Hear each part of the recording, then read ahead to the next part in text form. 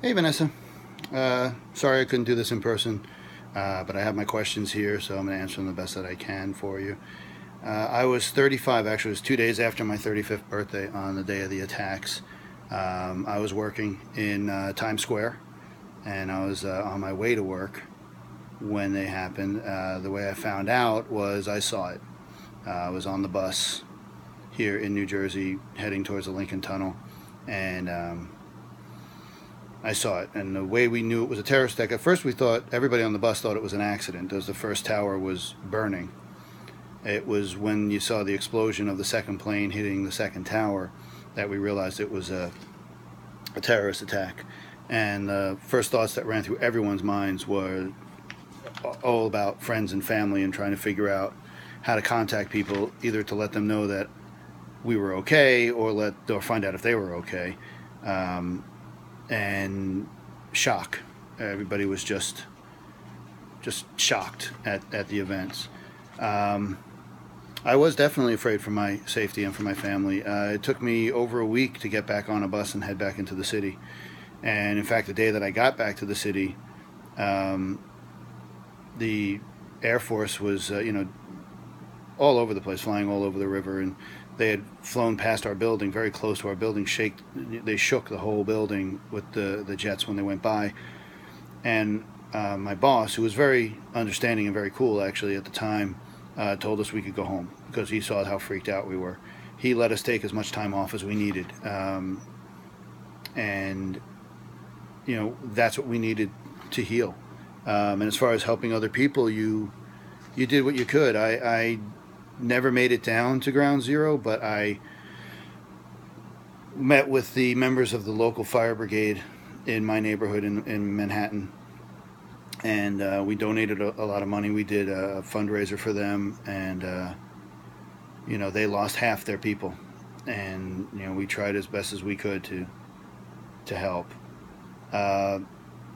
Most vivid memory of that day has to be just standing on the cliffs in Cliffside Park, New Jersey, where I was living at the time, and just seeing the rubble and the smoke and everything after the collapse, and just everyone just pretty much nearly fainting, nearly passing out, and having family members running up to me because we all did the same thing. We all ran to the cliff to watch. We couldn't get anybody on the phones. Most of the cell phones weren't working because the Twin Towers were had the antenna for AT&T and everybody, a lot of other services. So when they came down, there was no contacting people. And I spent a lot of my time running between the cliff and back to my apartment, which was just a couple blocks away, to email people to give them updates. As far as people who were personally impacted, yes. Had a friend of mine. He was my ex-girlfriend's cousin. We had lost touch for a few years, but he lived very nearby, and we had gotten close when I was with his cousin, and he worked for Cantor Fitzgerald. Cantor Fitzgerald lost all their employees that day that worked in that building. And his story is just so heartbreaking. He called his wife when the first plane hit because it wasn't his building, and he just wanted to let her know that he was okay and it wasn't his building. When the plane hit the second building, which was the building he was in, it hit about 10 floors below him.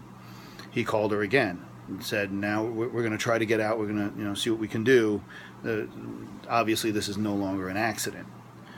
Then he called her back and told her he couldn't make it and that he wouldn't be coming home. And we never heard from him again. And his wife was, I think, 8 months pregnant at the time.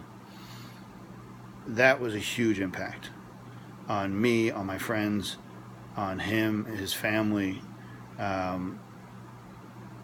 It's you can't really even grasp what it must have been like for his wife. And then we had friends that were family friends that were in the plane that went down in Pennsylvania.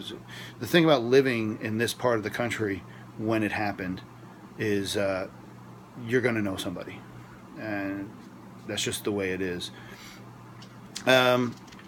the nation reacted after the first few days of 9/11 by coming together, and there was a warmth, there was a camaraderie, there was a support system that we don't usually have in this country, and unfortunately we don't have anymore.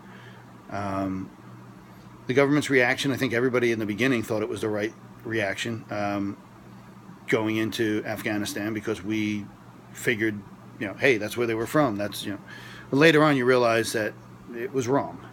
The invasion of Iraq was definitely wrong, because there was never a connection between the Iraqi army or the Iraqi government and the attacks on the World Trade Center.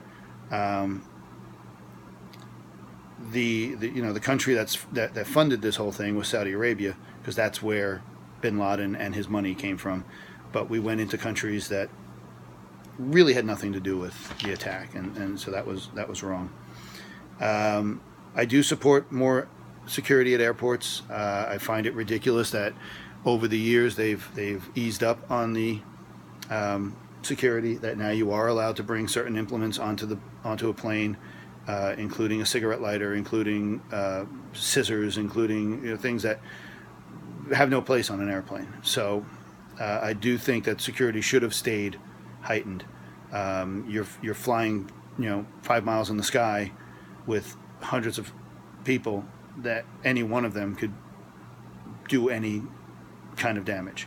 So I absolutely support more security on the airports. As far as listening into phone calls and emails and things like that, I understand the need for it. I definitely think that it's an invasion of privacy. That's a hard one to answer, because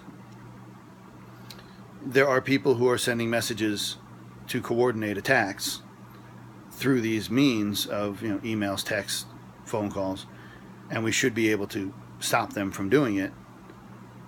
But as a citizen who's not doing those things, I find it a little hard to accept. So I know it's not a great answer for that last one, but not really sure what a good answer for that would be. Anyway, I hope this helped, and if you need anything else, you know where to find me. Thanks.